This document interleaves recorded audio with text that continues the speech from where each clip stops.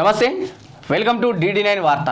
Right, ఈ రోజు నుంచి అసెంబ్లీ సమావేశాలు మొదలైనాయి. ఒకవైపు మొదలైన మొదటి రోజు నుంటే బీఆర్ఎస్ పార్టీ ఆ యూరియా సంచులు పెట్టుకొని అక్కడ గన్ పార్క్ దగ్గర ఏదైతే అమరవీరుల స్థూపం దగ్గర అమరవీరులకు నివాళులు అర్పించి పూర్తిగా యూరియా సంచులతో నిరసన తెలపడం జరిగింది. దాంతోపాటు అక్కడ రాజకీయ రంగాల్లో ఒకసారి గందరగోళం నెలకొంది. ప్రధానంగా చూసుకుంటే బీఆర్ఎస్ పార్టీ అధికారం నుంచి ప్రతిపక్షం వచ్చినప్పటి నుంచి ఎప్పుడెప్పుడు అసెంబ్లీ సమావేశాలు మొదలయ్యో ఆ రోజు నుంచి ఒక్కొక్క రకంగా ఒక్కొక్క రీతిలో నిరసన తెలపడం జరిగింది. దాంతో ముందు నుంచి ఆ చర్చ కొనసాగుతుంది. ఈ రోజు కూడా ప్రస్తుతం జరుగుతున్న సిచ్యువేషన్స్ తెలంగాణ రాష్ట్ర వ్యాప్తంగా చూస్తే యూరియా రైతులకు అందట్లేదు, యూరియా కొరత ఉంది. అటు కేంద్రం నుంచి వస్తలేదా, ఇటు రాష్ట్రంలో లేదో తెలియదు కానీ బీఆర్ఎస్ మాత్రం ఆ సంచులు పట్టుకొని నిరసన తెలపడం జరిగింది. ప్రధానంగా దాని గురించి చర్చించే ప్రయత్నం చేద్దాం. అసెంబ్లీ సమావేశాలు ఏ విధమైన చర్చలు జరగాల్సిన అవసరం ఉంది, ఏ అంశాలు ప్రధానంగా తెరపైకి తీసుకొస్తారనే విషయాలు కూడా ఒకసారి మాట్లాడే ప్రయత్నం చేద్దాం. అంటే ప్రధానంగా యూరియా తెలంగాణలో లేదు, అటు రాష్ట్ర ప్రభుత్వం ఒప్పుకుంటుంది, ఇటు బీఆర్ఎస్ ప్రధాన ప్రతిపక్షంగా ఉన్న వాళ్ళు కూడా అదే ఎజెండా తీసుకెళ్తున్నారు. సో ఎట్లుండబోతుంది ఈరోజు అసెంబ్లీ? అంటే ప్రధానంగా ఈరోజు అసెంబ్లీ పెట్టింది దేనికోసం అంటే కాళేశ్వరం నివేదికపై చర్చ ఒకటి, 42% రిజర్వేషన్లది ఒకటి, డిప్యూటీ స్పీకర్ ఎన్నిక గురించి పెట్టిండ్రు. ఇంకా ప్రతిపక్షాలు కామం, ఏ ప్రతిపక్షమైనా రాష్ట్రంలో ఉన్న పరిస్థితులను ఎత్తి చూపడం ప్రతిపక్ష నైజం. అందుకే ఈ రోజు వాళ్ళు గణపతి బప్ప మోరియా కావాలయ్యా యూరియా అని రకరకాల నినాదాలతో వస్తున్నారు. అంటే ప్రధానంగా మీరు అన్నట్టు కాళేశ్వరం విషయం తీసుకుంటే సరే, అటు పీసీ ఘోష్ కమిషన్ విచారించింది, అక్కడ హరీష్ రావు విచారణకు వచ్చిండు, కేసీఆర్ గత ముఖ్యమంత్రి విచారణకు వచ్చిండు, దానికి సంబంధించిన అధికారులు వచ్చిండు, వివిధ రకాలుగా మీడియా రకంగానో వివిధ రకాల గందరగోళం నెలకొంది. కాంగ్రెస్ పార్టీ ముందు నుంచే చెప్తున్నట్టు నిజంగానే కాళేశ్వరం అవినీతి జరిగిందా జరగలేదా తర్వాత సంగతి. ఎందుకంటే పీసీ కమిషన్ ఎక్కడ కూడా తేల్చాలి, నివేదిక ఎక్కడ తేల్చాలి, నిజంగా అవినీతి జరిగింది దాంట్లో తప్పుడు తలకరుందని ఇక్కడ తేల్చలేదు. సరే, కుంగింది ఎందుకు కుంగింది, మీరు ఎంత బలమైన వాళ్ళకి కాంట్రాక్ట్ ఇచ్చారు, నిజంగానే దాంట్లో ఏదైనా లోటుపాట్లు ఉన్న విషయంలో వాళ్ళు నివేదిక రిపోర్ట్ తయారు చేసి ఇక్కడ కూడా బయట పెట్టలేదు. అదే వాస్తవంగా ఏంటంటే ఇప్పుడు అధికార పక్షానికి బలం ఏంటంటే గతంలో కేసీఆర్ కర్త కర్మ క్రియ మొత్తం నేనే, మీకు ఇంటికే తెలుసా, ఏం తెలుసు, మీకు నీళ్ళ గురించి ఏం తెలుసు, ప్రాజెక్టుల గురించి ఏం తెలుసా అనడం వల్ల అధికార పక్షానికి బలం ఎక్కువైపోయింది.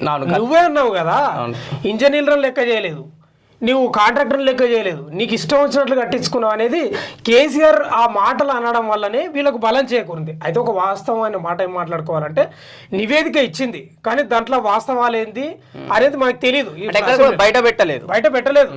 ఏదో ప్రెస్ మీట్లో వాళ్ళు 665 పేజీలను 60 పేజీలకు తెచ్చుకున్నారు. కేసీఆర్ దోషాన్ని తేల్చే ప్రయత్నం వాళ్ళు చేసిండ్రు. ఎవరు? అధికార పక్షం. మొత్తం మీద అయితే ఇప్పుడు అసెంబ్లీలో పెడితే దాని కథ కారకారం ఏందనేది తెలుసు. అంటే ప్రధానంగా మీరు ఇందాక చెప్పినట్టు గతంలో అధికారంలో ఉన్నప్పుడు కేసీఆర్ ఒక మాట మాట్లాడే అంత నేనే అని, అధికారం పోయిన తర్వాత నాకేం సంబంధం ఉందయ్యా, అవును నేను ఇంజనీర్నా, నేను చదువుకున్నానా, ఇంజనీర్ చేసినానా, లేకపోతే నేను నా చేతులతో కట్టినా, మేస్త్రి పని చేసినా అన్నాడు. అయితే ఇక్కడ ఇంకొక మాట, ఇప్పుడు నువ్వు విషయం తీసినావు కాబట్టి వీళ్ళు 2 నాలుకల ధోరణి మాట్లాడారు. ఈ మాట కూడా మాట్లాడుకోవాలి. వీళ్ళు ఏమంటారు, కేటీఆర్ కానీ లేకపోతే వీళ్ళ బీఆర్ఎస్ నాయకులు, మాకు డౌట్ వస్తుంది బీఆర్ఎస్ వాళ్ళే బాంబు పెట్టి పేల్చిండ్రేమో అని. ఈ మాటనే వీళ్ళు అన్నారు, కేటీఆర్ వీళ్ళకి సంబంధించిన. కేసీఆర్ ఈ మధ్యలో ఏమన్నాడు తెలుసా, వరద తాకిడికి 2 పిల్లలు కుంగినాయి, అయితే ఏమైందని. అంటే వీళ్ళ మధ్యనే సమన్వయం, క్లారిటీ లేదు. ఫస్ట్ వీళ్ళ వల్లనే వాళ్ళకు ఒక ఆయుధం అవుతుంది. అంటే ఈ కాళేశ్వరం విషయంలో బీఆర్ఎస్ కూడా క్లారిటీ లేదు. అధికారంలో ఉన్నప్పుడు అంతా నేనే అన్నా కేసీఆర్, అధికారం పోయిన తర్వాత నాకేం సంబంధం అన్నాడు.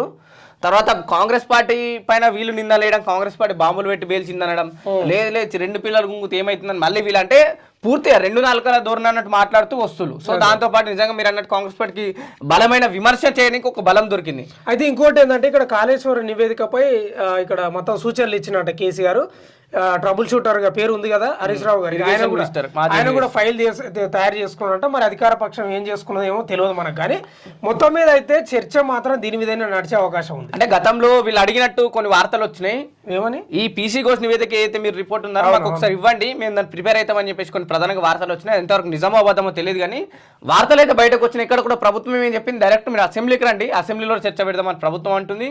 సో వీళ్ళు కూడా దానికి సై అంటున్నారు. అంటే దీనిలో దోషి ఎవరిని తేలుస్తారో తెలియదు. అంటే వీళ్ళు అధికార పక్షం ఏం చెప్తుందంటే ప్రజల ముందు పెడుతున్నాం మేము ఈ రిపోర్టును, ఎవరు దోషో, ఇది ఈ కాళేశ్వరం ప్రాజెక్టు కుంగడానికి ఎవరు దోషో, అసలు ఎవరు కారణమో తేల్చే ప్రయత్నం ఇది చేస్తుంది. కానీ మరి చర్చలు సజావుగా నడుస్తాయా నడవదా తెలియదు. ఎందుకంటే ఈ మధ్యలో ఏమైందంటే ఒకప్పుడు అసెంబ్లీలు పార్లమెంటులు అంటే సమర్థవంతంగా నీతివంతంగా నిజాయితీగా పద్ధతిగా చర్చలు నడిచేది. ఇప్పుడు అవన్నీ లేవు. అంటే 15 రోజుల సమావేశాలనే ప్రస్తుతం ఈ అసెంబ్లీ సమావేశాలు, దాంట్లో ఎన్ని రోజులు జరుగుతాయి కూడా తెలియదు, హాజరవుతారో కూడా తెలియదు. ఇప్పుడు పోతారు, వీళ్ళు ప్రతిపక్షంలో ఏదో మాకు టైం ఇవ్వండి అంటారు, వాళ్ళు ఇయ్యరు, వీళ్ళు బయటకు దర్వాజాలు మూసుకొని పోతారు. ఇంకా అట్లా ఉంది పరిస్థితి. నిజంగా అంటే గత కొన్ని రోజులు ఇది జరుగుతుంది. ప్రస్తుతం అయితే నాకు తెలిసి ఇప్పుడు అధికారంలో కాంగ్రెస్ పార్టీ వచ్చిన తర్వాత ప్రధాన ప్రతిపక్షంగా ఉన్న బీఆర్ఎస్ పార్టీ ఎక్కువ మంది ఎమ్మెల్యేలు ఉన్నారు. గతంలో ఎక్కువ మంది ఎమ్మెల్యేలు లేరు. బీఆర్ఎస్ పార్టీ సరే ఎల్పీని విలీనం చేసుకున్నా, ఇంకోటి చేసుకున్నా సరే అక్కడ బలమైన ప్రతిపక్షం లేదు కాబట్టి ఎక్కడ కూడా నిరసనలు లేకపోతే అపోజిషన్ పార్టీకి మాట్లాడే అవకాశం రాలేదు. అవును, అంటే బీజేపీకి 2 ఎమ్మెల్యేలు, దీంట్లో ఉన్న వాళ్ళు 2-3 కాంగ్రెస్ వాళ్ళు ఉన్నారు. అంటే ఎక్కడ కూడా బలమైన అవకాశం రాలేదు. సో వాళ్ళు నిరసన తెలిపే అవకాశం లేదు. ప్రస్తుతం బీఆర్ఎస్ కి నిరసన తెలిపే అవకాశం ఉంది కాబట్టి ఆ గందరగోళం ప్రధానంగా కనిపిస్తుంది. అంటే రేవంత్ రెడ్డి ఒక విచక్షణ వినియోగిస్తున్నాడు. తీసి వాళ్ళని అక్కడ ఎక్కడో బయటకు పంపించడం కాకుండా మీరు అల్లరి చేయండి, ఏమన్నా చేయండి, పంపించే ప్రసక్తే లేదు. మీ పాపాలను మీరు చేసిన అవి ఇవి గతంలో మీరు కొట్టుకున్నా సరే లోపలనే ఉండాలని చెప్పిండు. ఆ మాట అయితే చెప్తా ఉన్నాడు. అంటే గతంలో జగదీష్ రెడ్డి సస్పెండ్ అయిండు కాస్త అసెంబ్లీ సమావేశాలకు. సో దాని తర్వాత జరిగిన పరిణామాలు అది వేరే విషయం అనుకో. అయితే ఇంకోటి కూడా ఇక్కడ ఏంటంటే పవన్, ఈరోజు ప్రధానంగా రాష్ట్ర వ్యాప్తంగా ప్రజలు కానీ బీఆర్ఎస్ వాళ్ళు అంటే వదిలేయి మన కాంగ్రెస్ వాళ్ళు కానీ బీజేపీ వాళ్ళు కానీ అనుకున్నారు ఖచ్చితంగా కేసీఆర్ వస్తాడని. కానీ ఇప్పుడు తేలిపోయింది ఏం తెలుసా, కేసీఆర్ ఇంకా రాడు అసెంబ్లీకి. కేసీఆర్ ఖచ్చితంగా రాడు, ఎప్పుడోసారి హాజరు వేసుకొని పోతాడు.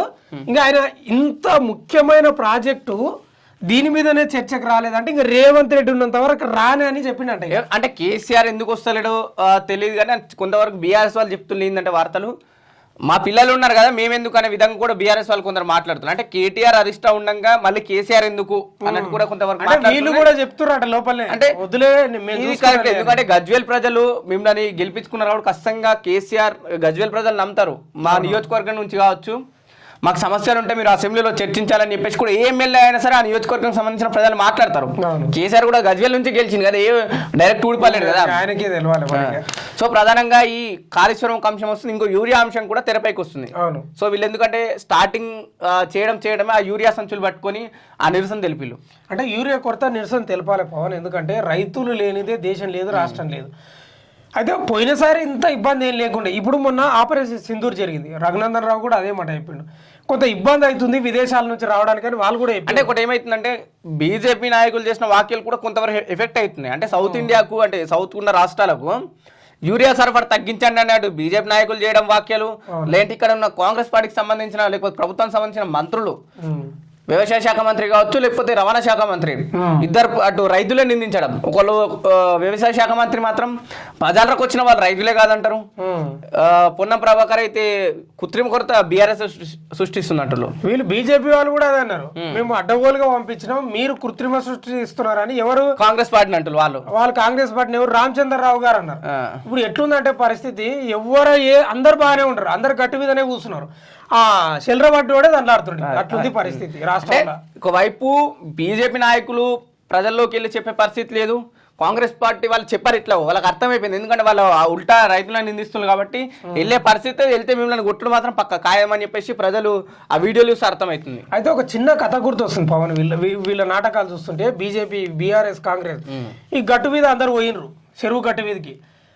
జర ఇక దోస్తులు పోతారు కదా, ఇక ఈ తరాన్ని అలా నొక్కిండ్రు. ఇక వాడేమో దండలాడుతున్నాడు, వీళ్ళేమో కాపాడండి రా నాయన అంటే లేదు వీడు నొక్కిండని ఈయన మీద ఆయన మీద చెప్పుకుంటున్నారు. ఏడా గట్టు మీద కూర్చోండి, వాడేమో మునిగిపోయినాను కాపాడని. ఇట్లుంది రైతుల పరిస్థితి రాష్ట్రంలో. మరోవైపు ఫీజు రియంబర్స్మెంట్ కూడా ప్రధానంగా చర్చకు వచ్చే అవకాశం ఉన్నది. ఇంకోటి జాబ్ క్యాలెండర్ విషయంలో అటు ప్రభుత్వం చేస్తున్న ధోరణి అయితే 2 లక్షల ఉద్యోగాలన్న ప్రభుత్వం గతంలో ప్రచారంలో ఉన్నప్పుడు అక్కడక్కడ మేము 2 లక్షలు ఎక్కడ కూడా ఇస్తామని లేవు, లక్షణాన్ని మళ్ళీ మాట మార్చడం. సో ఈ అంశం కూడా ప్రధానంగా చర్చకు వచ్చే అవకాశం ఉన్నది. 2 అంశాలు ఏదైతే ఉస్మాన్ యూనివర్సిటీ విషయంలో కూడా అది కూడా అంశం చర్చకు వచ్చే అవకాశం ఉంటుంది. ఎందుకంటే ప్రధానంగా ఆ గత అసెంబ్లీ నుంచి ఈ అసెంబ్లీ వరకు జరిగిన అంశాలు అయితే ప్రధానంగా ఇవి చూడాలి. ఒకవైపు రైతులకు ఏ విధంగా న్యాయం చేస్తారు, నిరుద్యోగుల విషయంలో ఏ విధమైన వాళ్ళు నిర్ణయాలు తీసుకుంటారు, మరోవైపు ఇటు కాళేశ్వరం విషయంలో ఎవరు ఆ దోషులనే తేల్చే అవకాశం ఉంటాయనే విషయాలు కూడా చూడాల్సిన అవసరం ఉంటుంది. మరోవైపు డిప్యూటీ స్పీకర్గా ఎవరు ఎన్నికవుతారనే విషయాలు కూడా మనం కాస్త వేచి చూడాల్సిన అవసరం ఉంది. ఇది ప్రధానంగా ఉన్న అసెంబ్లీ అప్డేట్స్. చూస్తూనే ఉండండి DD9 వార్త.